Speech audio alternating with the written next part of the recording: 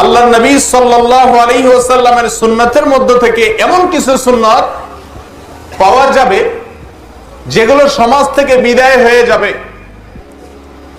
কি আলেম কি জালেম, কি মুমিন আবেদ কি ফাসিক, কি ইমাম কি মুসল্লি, কি পুরুষ কি নারী, কি মাদ্রাসা কি স্কুল, সকল জায়গা থেকে এই সুন্নাতগুলো বিদায় হয়ে যাবে। কোন জায়গায় নাই, সব জায়গা থেকে বিদায় হয়ে গেছে। এরকম কিছু সুন্নাত নবী করিম সাল্লাল্লাহু আলাইহি সাল্লামের আছে। এই সুন্নাতগুলোর মধ্য থেকে 4-5টি সুন্নাত আপনাদের সামনে ইনশাআল্লাহ আজকে আলোচনা করব। তার আগে একটি হাদিস আপনাদের সামনে আমি পড়েছি, সেটির বাংলা করে শুনাই।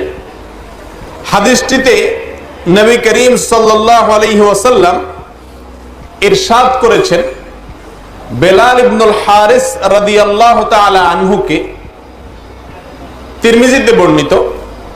আল্লাহর নবী সাল্লাল্লাহু আলাইহি ওয়াসাল্লাম ইরশাদ করেন, মান আহইয়া সুন্নাতাম মিন সুন্নতি ক্বাদ উমিতাত বাদি। যে ব্যক্তি আমার মৃত্যুর পরে কোন সুন্নাতকে জিন্দা করবে, আমার মৃত্যুর পরে বিলুপ্ত হয়ে গেছে, মারা গেছে। হাদিসের ভাষা হলো কদ উমিতাত বাদি, আমার পরে মেরে ফেলা হয়েছে এরকম কিছু সুন্নাত থাকবে আমার ইন্তেকালের পরে।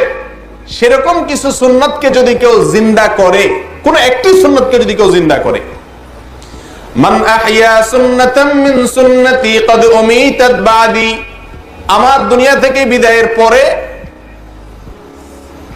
সুন্নাত সমূহের মধ্য থেকে যে সুন্নাতগুলোকে মেরে ফেলা হয়েছে, উমিতাত আমাতা ইউমিতু, ইমাতাতুন মানে মেরে ফেলা, আর মাতা ইয়ামিতু ইয়ামুতু মাউতান মানে মরে যাওয়া।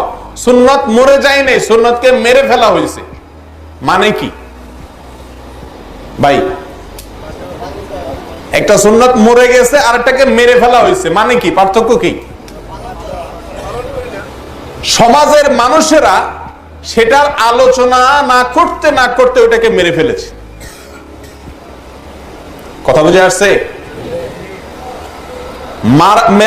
মেরে ফেলার অর্থ হলো ওইটাকে বিলুপ্ত করে ফেলা হয়েছে।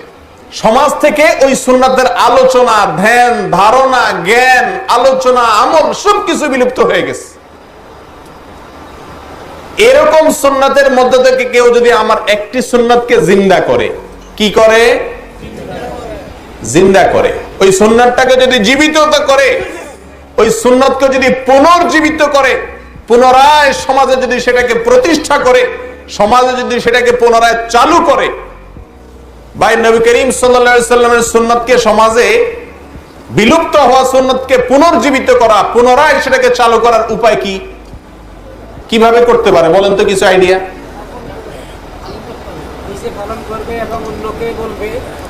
জি, 1 নম্বর হলো নিজে কি করবে? ওই সুন্নাতের উপরে আমল শুরু করবে, এই নিয়তে যে আমি নিজে করছি, আমার দেখা যারা জানে না এই সুন্নাতটা সম্পর্কে তারাও আমল করবে। 1।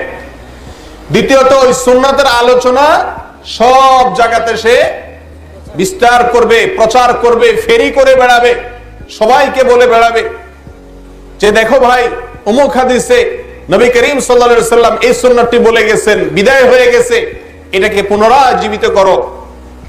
অন্যদেরকে আহ্বান করবে, নিজে আমল করবে।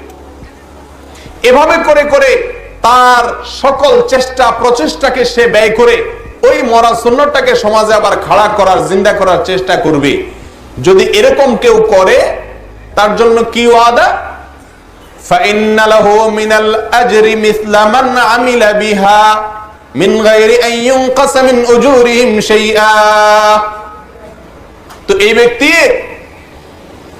তার দেখা বা তার চেষ্টার কারণে যত মানুষ আমল করবে ওই সুন্নাতের উপরে, তাদের সবাই সওয়াব যা তারা পাইতো সেটা তো তারা পাবেই পার্সোনালি।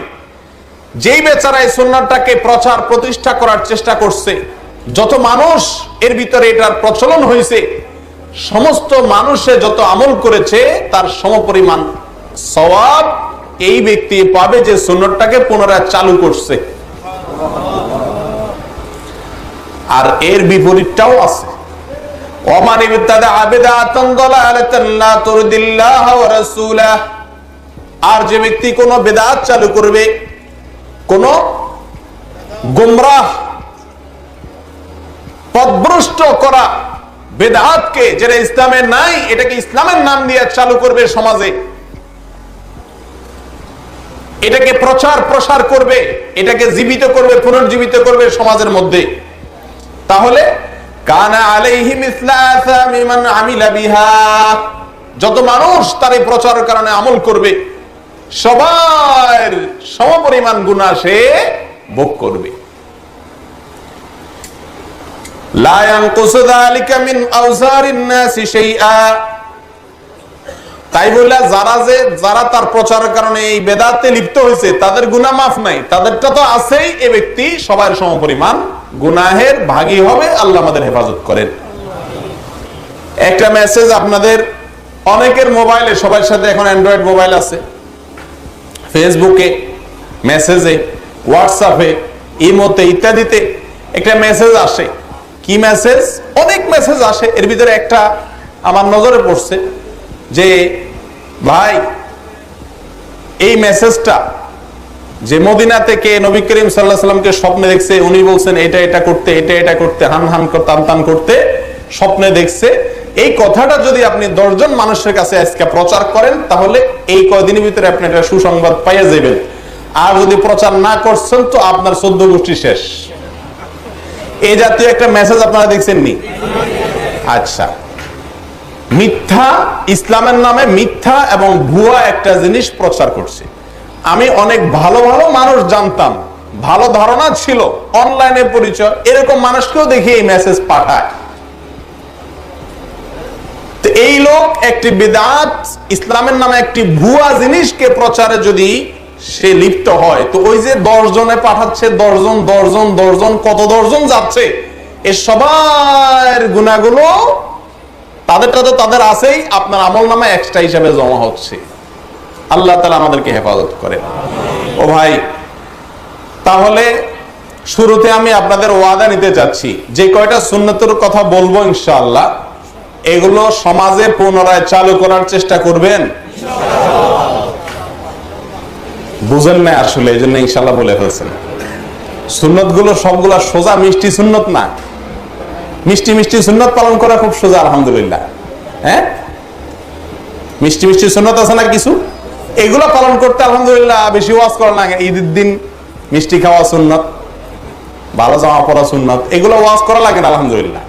আমি যে সুন্নত গুলা বলবো এত সহজ না ভাই, বহুত কঠিন। সমাজে কেউ করে না, আপনাকে করতে হবে। সমাজের স্রোতের বিপরীতে চেষ্টা করতে হবে। আল্লাহ তাআলা আমাদেরকে তৌফিক দান করেন। প্রিয় দিনী ভাইরা, তাহলে এই হাদিস থেকে, যে হাদিসটি তিরমিজিতে বর্ণিত, বেলাল ইবনুল হারিস রাদিয়াল্লাহু তাআলা আনহু বর্ণনা করেছেন, হাদিসটিকে আল্লামা আলবানী রাহিমাহুল্লাহ সহ মুহাদ্দিসিনে কেরাম এটাকে বিশুদ্ধ বলেছেন এবং ইমাম তিরমিজি রাহিমাহুল্লাহ নিজে এটাকে হাসান বলেছেন। এই হাদিসটি থেকে আমরা বুঝলাম সুন্নাত জিন্দা করা। কি জিন্দা করা? সুন্নাত জিন্দা করা। আমরা বলি না বাংলাদেশ জিন্দাবাদ, বাংলাদেশ মানে কি? বাংলাদেশ জীবিত হোক, মরে না যাক, না বলেন। কিন্তু এখন যেটা বলতে চাচ্ছি আমি, সেটা হলো কি, আল্লাহ রাসূলের সাল্লাল্লাহু আলাইহি সাল্লাম, আল্লাহ রাসূল সাল্লাল্লাহু আলাইহি সাল্লামের মরা সুন্নাত গুলো জিন্দাবাদ। জিন্দাবাদ নেই? চাননি জিন্দাবাদ হোক? তো জিন্দাবাদ হইলে শুধু ওয়াজ শুনলে হবে না, আমল করতে হবে। রাজি আছেন তো ইনশাআল্লাহ? আল্লাহ আমাদের সকলকে আমলের তৌফিক দান করেন।